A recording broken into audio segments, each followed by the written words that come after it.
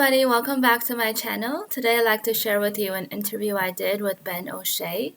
He is the band director at Burnt Hills High School, and he also has experience as a professional trombonist. Hope you enjoyed this interview as we talk about his musical journey and his education experience. Great. Well, thank you, Ben. Thank you so much for spending time with me. I'm looking forward to get to know you a little bit more. Can you start by just sharing a little bit about how you grew up? Like, did you always like music growing up? Yeah, my mom got me piano lessons. I think I was about 8 or so, and I took lessons either every week or every other week from a friend of hers that taught out of his home. He had a studio and just simple stuff. I didn't really take off as a pianist, but it definitely helped to inform some of my later music stuff.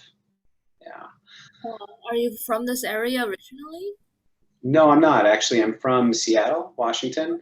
Wow, that's quite Um, a ways. yeah, it's the other end of the thruway, the other end of I-90. Yeah. It actually ends in Seattle. It's pretty funny. So yeah, it's been a journey, that's for sure. My wife is from this area. She's from Delmar. She grew Oh, up going to Bethlehem. hmm. Wow. So you started with piano. I played piano as a kid as well. Oh, How okay. did you move into other instruments after that? You know, um, it wasn't until middle school that I did. In elementary school, they had a similar kind of a program where, once a week you can go and take a band lesson and, then you have a band rehearsal. I never did it when I was a kid, younger in elementary school. And what I got to do was, chorus, like that kind of stuff. Um, but it didn't really turn into a thing that I really wanted to do more until I was in middle school. And in Seattle, where I grew up, there aren't lessons in the schools after elementary school, like there are here in New York State. So there weren't group lessons. It was actually just a class of probably 30 kids that all wanted to learn an instrument. And Mr. Nat went around and he, kind of gave the spiel about what this instrument does and what this sounds like, and then, got us to the point where we wanted to pick instruments. And for some reason, I decided I wanted to play the baritone horn, Oh, um, okay. which is a bass clef instrument. It's kind of like a small tuba, and but it's similar to the trombone in the way that it sounds and the voice. It's low like a trombone. So I played that for a year in. It was called Beginning Instrument was the name of the class. And then I skipped beginning band, which is what all the sixth graders that had already played instruments were in, unless they were really good and they were in junior band, which is what I was in seventh grade, and then senior band in eighth grade. And so this is like a cohort of 50 to 60 kids, that would get together every day in class and rehearse for about 55 minutes. And that kind of just sent me in the right direction. And yeah, it's been a lot of fun ever since. Wow. So I don't know a lot about the brass instruments. Does it take a lot of effort to start? Like I'm just imagining like the breath and having the lung capacity. Like, is that an issue or like was that not as hard? It can be an issue with the very large instruments like the tuba in particular. Yeah, it definitely could be an issue, and it's something where even me as a professional trombonist, I have to really pay attention to how I breathe when I play the tuba, just because it's different, and I use my air differently when I do. Most of the smaller brass instruments, once you learn how to kind of focus the air as it escapes, then it turns into it's on or it's off, and you can kind of vary the level of intensity. It works out to be pretty efficient, actually. Okay, that's interesting. I'm just curious because, for students who are interested to try a brass Mhm. instrument, sometimes at least for me, like it's a little bit intimidating. Um, Yeah. sounds like it's like, am I gonna make a good sound? Am I gonna be strong enough to make a sound? I think the biggest thing is just like when you sing, if you can separate your teeth, and get the air from down here out through the other end of the instrument, then you're probably gonna do pretty good. So nothing to be afraid of. Sounds like you had a lot of fun. So was that also like marching band in high school? Did you have that? I know in my high school we had marching band. Yeah, we did have a marching band. I did marching band freshman and sophomore year. And we marched, I think, 100 people or 98 people. And no, it was 100. And we would do field shows at all the home games, and we would play in the stands at all the games, like even the road games. But it was very different. With Seattle Public Schools, we mostly played other high schools from Seattle, and there were 11 public high schools, and there was one football stadium. So every week there Oh. was a game down at the stadium. We didn't know what time we were playing, or I wasn't paying attention until I got there. Either we were marching on the field or we were just playing in the stands. But it was always a good hang, and it was a good chance to get to be around like the older students that I was with in jazz band. We'd have more time to like talk and kind of just get to know each other a little better and have some fun. Yeah, I remember my friends. I wasn't in marching band, but when I had friends in high school who were, and it was always this very tight group. Like they spent so Yeah, much time together, rehearsing, marching, and I always kind of looked at that as like a really fun group to be a part of. yeah, absolutely. It's nice when you can kind of find your group of people, that have a similar interest that requires that kind of a time commitment. And marching band, I remember, in Seattle in September, marching in just punishing rain out in the mud, to work on a field show because we hadn't been able to practice because of rain before, and it's like we got to get out and got to do it. And you learn a lot about yourself and your friends, and you just kind of learn how to get through stuff and enjoy it. Yeah. So So after high school, did you go into a music school or go into a music major? I did. When I was in high school, I didn't initially think that I would. And then I started to figure out that, oh, you know what? I'm pretty good at this. I might be able to get a scholarship and then study something else. Like at that time, I was into architecture and that kind of stuff. And so I had started to look at schools, and then I didn't really get too far into looking at architecture schools. I was like, you know what? I know that this school has a good music program, and I've always wanted to hear about that place, and let's learn more about here. But I ended up going to community college down in the Portland area, and it's a place called Mount Hood Community College. And this is a place that actually has a pretty well-known jazz program, even at the community college level. Hosted, I think they still do host a very large jazz festival every summer, and there's like an educational component to that, like a week-long workshop that they would have students for. So there was this tradition, at this school, and I know community college, it sounds kind of funny to say there's a musical tradition, but this is a place where in the 70s and 80s, bands like the Stan Kenton Band, the Woody Herman Band actually would take people out of that band, a community college band, similar to how they would out of like North Texas or Indiana. But I'm not saying that the community college was like North Texas or Indiana, but there were some players that were very good. So did that, and then ended up going to University of Arizona on a scholarship. And at that point, I decided I was just going to go full on for music, and did a jazz studies performance degree, and then ended up as a graduate assistant at Central Washington University, closer back to home, about an hour and a half from Seattle. And that's actually a very big music education school. It's kind of like Potsdam or Fredonia is here. Most of the music educators out in Washington State go to Central. Awesome. So Yeah, that was a great I place for lived in me. Tucson for a number of years as well. So Oh, very cool. my dad used to work at the University of Arizona. So lots of Oh, good. wow. What did he teach, or what did he do? Oh, he was doing research. It was like in optics, like they're like really known for like the optics and thin films, like that kind of stuff.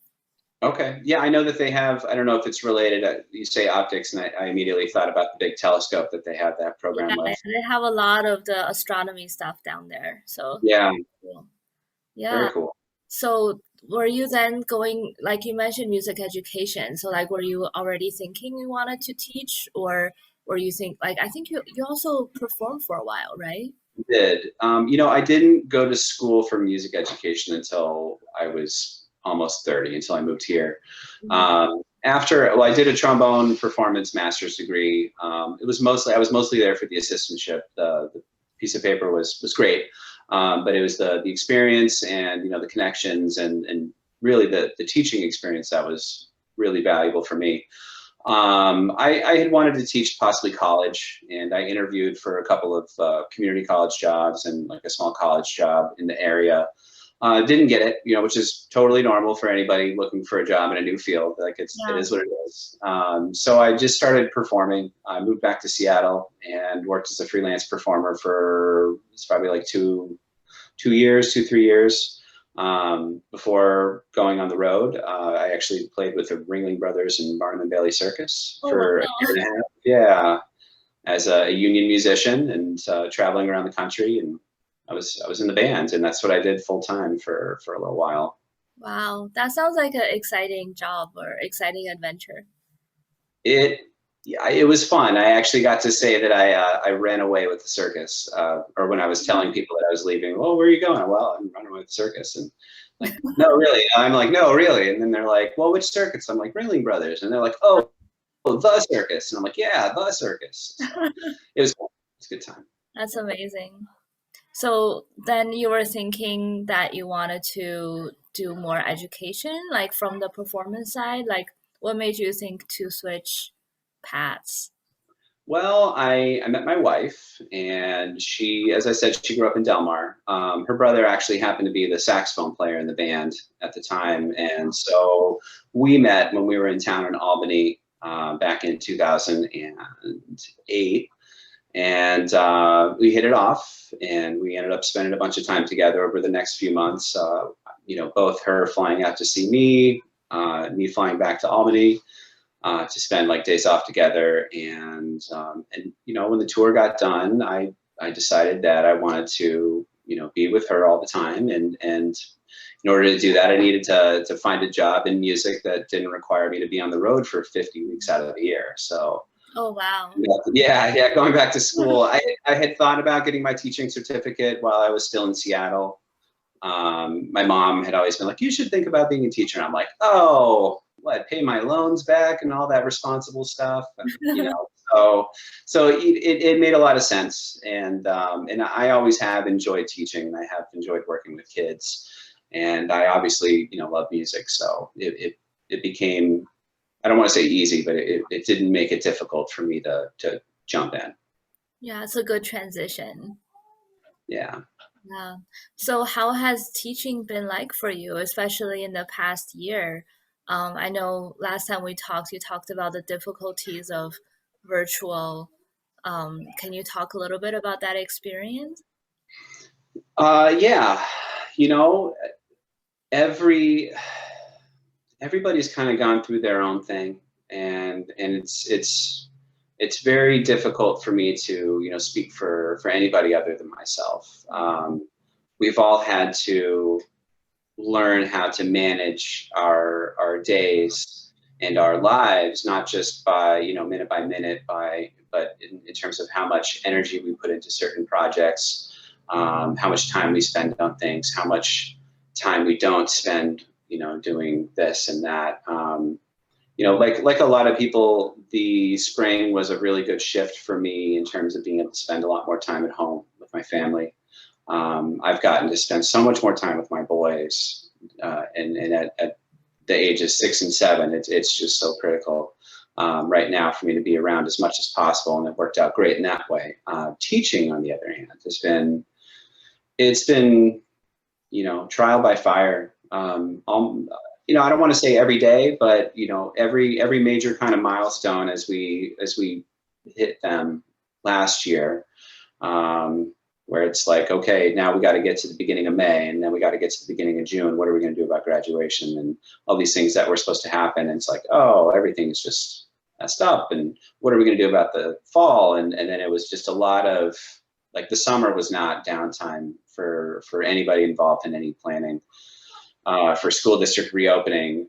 Luckily, as a high school VP, I wasn't in on nearly as many meetings as our building president, but it was a daily occurrence where there were planning and strategy meetings, not just with the district, but within the union. We really pushed a lot to to kind of hand the district, like, this is what we think is the best idea and how to reopen in this area, that area, and that area. We kind of broke up on our own into subgroups by content area. So myself and all the instrumental secondary music directors, like middle school, high school, we were like, okay, how are we going to make this happen? What resources do you know about? What costs money? What's free? What's realistic? What's not realistic? And just kind of sifting through just the endless possibilities for how to try to do this. We came up with a plan that got us started and, gave us a structure for the year. And then having that plan and having, that ownership of it allowed me to say, well, this is working, that's not working. Let's cut this here. Let's add some more here. And I'd rather focus my time on that. So it's been an evolution, and really, honestly, it's been extremely rewarding the last couple of weeks. It's hilarious because normally as a band director, we get ready for concerts, and typically here, like I have a concert every quarter for each one of my groups, and to not have that, and then also to see my kids half the time I normally would, and then obviously the time on the screen is a whole nother thing, which we could talk about another thing or another time. I don't want to bore you to death, but it's been hard without those traditional milestones to kind of gauge the progress as much, because for us, our performances are sort of like our evaluation, for how did we do, and was the rehearsal process effective? Did we prepare enough? Did we pay attention to X and Y and Z, which is exactly what I wanted to communicate with this piece for these students, so they were better at those things, So it's been different, but now with a little bit more free reign. I don't want to say free reign, but more options available to me for like getting my kids together. Like, we're at 6 feet now instead of 12 feet with bell covers. I actually just had a rehearsal and recording on Monday night in my band room, where I actually had my band together for the first time in, since March 13th of 2020. And, the band is smaller this year, but I got about 40 kids in the room. The most I'd had in the room before was about 20. These are kids that haven't gone to school together all year, because it's 2 days in, 2 days out, and they switch with the other group when they're out. And it was really special. So being able to reconnect with that, while bittersweet, has really helped me see, more of that holistic growth, of my students, that I would normally see earlier on in the year, or I would have those built-in times to see that. Yeah. So it's been challenging that way. And just one thing to add is with most teachers, you develop processes and ways to do things to be as efficient and to be as effective as possible. Normally we can kind of set it up and it becomes a routine, and or somewhat of a routine where we can call on it whenever we need. But all of the logistical hurdles for setting up I get here at 7 o'clock in the morning. I'm not supposed to be here until 7:40. I get here at 7, and I'm working right up to 7:50 when I start teaching, just setting up for the day. I do a live stream for band. I do, lessons on Google Meet and in person at the same time most of the time, with kids in the room and on the screen, and it's a lot. It's a lot to keep track of. So I guess I'll just leave it at that. It's a lot. I can imagine. I mean, it sounds very difficult just to juggle all of those, and it sounds like it would be difficult for the kids as well, to stay motivated, Yes. practice, and not having that face time.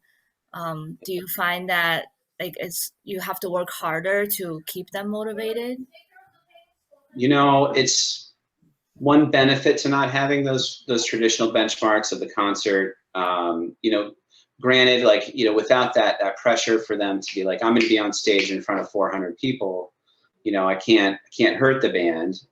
Instead of that intrinsic motivation that is delivered, or found, I should say, then some of the kids are allowed to kind of take things at their own pace. I'm obviously not able to be as demanding all the time. And actually, to be honest with you, it's taken me It's taken me a lot longer this year, especially with my freshman group. That to me is a group that I have a band of just ninth graders. I'm trying to get them ready for like the next group, which is like my top group. But feeling confident that they're going to make that jump, from like a NISMA level 3 or 4 group to a NISMA level 5 or 6 group is, it's a little bit of a leap of faith, especially without those built-in indicators. But as I was saying, like the last couple of weeks, I've been really, really impressed with just what my kids seem to have learned this year. And I'm not saying that to make it sound like I'm doing a good job, but as a musician, the things that I'm seeing right now, today, this week, last week, are exactly what I want them to be learning. And it's the way that they approach the music. It's what they're doing when they're playing. It's how they keep track of things, and marking things and like the little details. So it's been very good, and I'm very excited about next year, to be honest. That's awesome. So glad to hear that that's working out because it's not easy. I can see that. Um, do you think there are certain parts of the virtual experience or the pandemic experience that you want to keep, like even when we go back to in person? I don't think that some elements of this are going to go away. I think that the necessity, if not to stay, then here for the foreseeable, students are able to take asynchronously, similar to like a college course that meets online but doesn't have like a specified meeting time. So that kind of stuff, like this opens that door and makes us a lot more able to, I guess, reflect what like a community college would be, where you can kind of take classes on your own schedule. It's really, for us at Burnt Hills, we were already pretty deep in distance learning, with beaming out classes, like selling content to other districts and having other districts attend virtually with our kids. That's going up significantly next year. It seems like every year I've been here, at least the last 4 years, we've had big increases in distance learning. And this, I think, has really pushed a lot of smaller districts, rural districts, to seek out classes on the distance learning network. So there's that. For me personally, I can speak to at least one aspect. It took me until about February, but starting in February, I started live streaming all my band rehearsals, because Google Meet itself is great for, something where I'm sharing a document and where we're talking about that. And then I can look at the kids doing the work, hold up your answers, like that kind of stuff. For band, it's not, because one, if everybody played and then their microphones were on, it's a complete disaster. And just because of latency, there are technological issues that prevent it from happening the right way. The other thing is that even if I just sent out content, the bandwidth for the audio is pretty poor. So the audio quality ends up like the pitch will change, it'll go up and down, it'll skip. And then also all of it's dependent on the connection that one I have here at school and the connection that they have here at home. So it sounds like the live stream is maybe something is I wasn't sure if I caught that completely, but like it sounds like is the live stream something that you might want to continue or like making recordings for other Yeah, kids to use absolutely. afterwards? Well, the whole reasoning behind it, was my biggest problem, like I said, was the audio quality on Google Meet. And it would be nice if I could have Google Meet and I could see the face of, or the screen of faces, with their instruments. And I did that, and we tried it, and like I tried hooking up good microphones to it. It didn't work out good. So they're still doing that at the middle school, here in Burnt Hills, for the kids that are at home that day. Now I mostly started thinking about it in the context of how can I best put my fully remote kids, like the kids that weren't going to be in the building at all, how can I put them in the room? And to me, it's like if I can at least get a good audio sound, just the sound of the band, because I have pretty decent microphones, and I actually have been recording rehearsals for a long time for my own use, just to go back and revisit how it went, for my own teaching. But it was like, okay, how do I overcome this thing? And then I went through a few hardware things and tried a couple of different things, but then I figured out that with a lot of stuff that I already had, and this was just me not knowing about it, that I could use YouTube Live. And YouTube Live was great on its own, but it was still a little limited. And I needed a piece of software. Oh man, I had to convince our IT people that it wasn't going to steal information from computers, and it's like an open source broadcasting. That's OBS, open source broadcasting software is what it's called. I don't know if you're familiar, but Mhm. it's basically what people use for live streams and for things like that. And it allows you to do, like, if you really wanted to do like TV quality edits and screen fades and graphics and all that. But for me, it was about the audio, and it immediately enhanced the audio quality to where it actually sounded like what I was sending to the computer. Oh, that's Yeah. cool.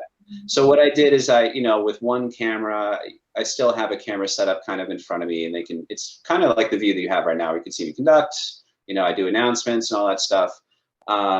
And then I got a second camera to put in the back of the room. Now it's like the big band room, and you can see the back of people's heads in real time playing their instruments. You can, kind of look over their shoulder and see their music a little bit. And it feels like you're sitting in the back of the room.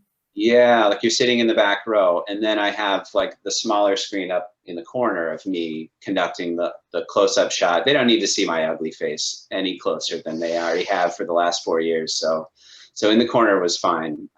So at that point, I was able to kind of dial it in, and now I live stream out every day. I have a band rehearsal every day for 84 minutes. We do a Google Meet, we get online, do attendance, and then they jump over to the live stream. I can trust high schoolers more than younger students because I can't actually watch what they're doing. Mm-hmm. But what it allowed me to do is to say, well, hey, now I know that you can follow along at home, and you should be playing along at home, and I recommend with headphones and with your music in front of you. Now I'm going to cover a lot more in rehearsal, and I'm not going to be repeating the stuff that I did 2 days ago. So it allowed me to really get the pace going.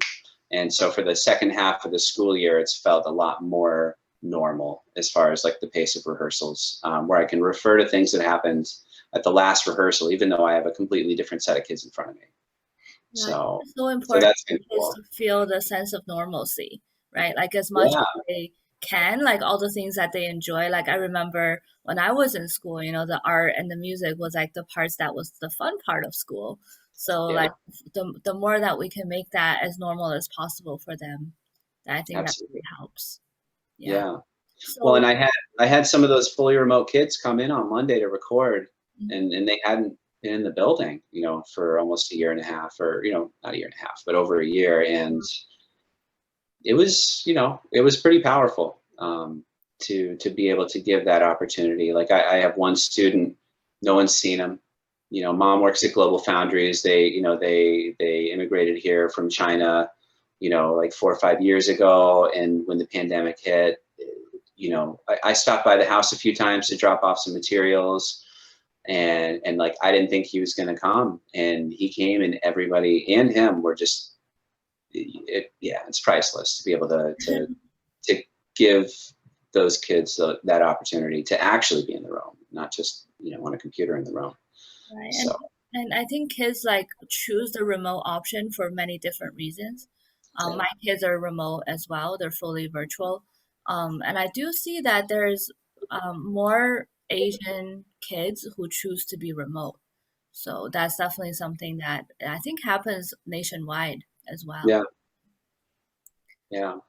Well, and just to touch on real quick, you had asked me if I see this continuing in the future. For me, the live stream, it was for those fully remote kids, number one. And then also the kids that are just not in school that day can benefit from that. So for me, moving forward, I don't think that, short quarantines are going to go away necessarily. I don't think that, we won't have some sort of a disruption again in the future. I can't say that I don't think we will, because I just really don't know. So I feel very happy that I got the second half of this year to kind of dial it in, and Hmm. now I can use it as needed. I have also used it for jazz band rehearsals at night. Now we're back at night, and like kids that can't make it, they at least can follow along, because like a lot of these kids, they really want to make it, they just can't get a ride or something like that. Wow. And then like that recording on Monday, the kids that couldn't be there, they're actually pulling up the video, because I recorded a video as well, and they're going to play along with it, and they're going to send me in a recording, and I can mix them in to the band recording, and then that's actually going to be what people hear for a concert coming up. I see. So That's really yeah, cool that the kids can benefit from that even though they can't physically be here. So it's great to continue that. yeah, that part was the most important part to me, is to make sure that they're included. Yeah. So I just want to ask lastly, would you have advice for young people who want to go into music as a career or music education as a career? What would you say to those folks who are considering that? If you're thinking about going to music or music education, um, it's something that you should, think about seriously. Um, I don't want to give the wrong impression that I don't think that anyone should go into music. That's not it. That's for sure. The reason why I'm hesitant to be like, you should just go for it, is because I have a lot of friends that when the pandemic hit, they didn't work for over a year, like professional musicians. Yeah. I went to school with the lead trumpet player for Michael Bublé, and he hasn't worked. And he's just started to get back into it. And, these are people with real houses and real payments. And a very good friend of mine, another high school friend, she's a professional flute player in the city. And, luckily she's married to somebody that has a real income, because there are three kids going to school, and all the regular kid stuff, and all the costs with having a family, they're real. Mhm. So yes, you should really consider thinking about going into music in some shape or form, if that's what you want to do. If you are thinking about music education, to me, I was like, thank goodness I still have a job. When the pandemic hit, and I don't want to sound so doom and gloom here. It's just that all of this stuff that just happened Yeah, directly put a crater in the arts world, right. and to ignore that would be negligent. So I'm very lucky and blessed, that I'm in the position that I'm in, to be employed and have been employed this whole time. Um, that being said, I love what I do every day. There isn't a single day where I've regretted, picking, music education, or being a musician. Even when I was, forbearing my student loan payments to take $75 gigs after two gigs earlier that day, and racing around in my car that I could barely afford the gas for, and trying to make it to all the gigs and all that stuff. Like, it's a real grind, and you learn a lot about yourself, and you learn a lot about people, and as long as you don't get overwhelmed, and you're able to set your sights on a goal that you want to work towards, then by all means you should absolutely do that.